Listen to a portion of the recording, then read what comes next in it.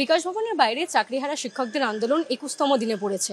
আর তাদের পাশে দাঁড়াতেই বিভিন্ন জায়গা থেকে মানুষ আসছেন তাদের সাহায্য করতে।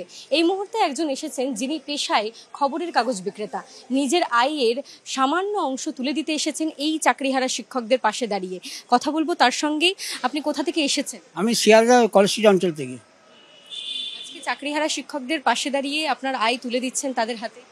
যারা আগামী দিনে আগামী প্রজন্মে যারা ছেলেমেয়েরা যদি অশিক্ষিত না হয়, সমাজ বিরোধী তৈরি না হয়, যোগ্য শিক্ষকদের হাতে পড়ে, সেই জন্য আমি এসেছি এনাদের সাহায্য করতে। প্রত্যেকটা মানুষ পশ্চিমবঙ্গের প্রত্যেকটা জনগণকে বলবো যে আপনাদের ছেলেমেয়েদের জন্য যোগ্য শিক্ষকদের পাশে দাঁড়ান।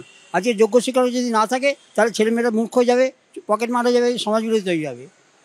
দিন ধরে তাদের আন্দোলন চলছে, চাকরির দাবিতে তারা বসে রয়েছেন।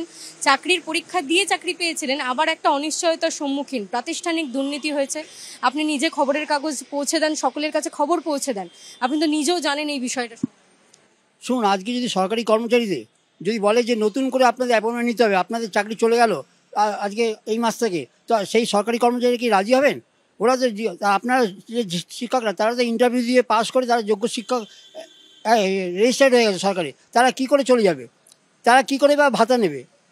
এগুলো তো সরকারকে দেখতে হবে।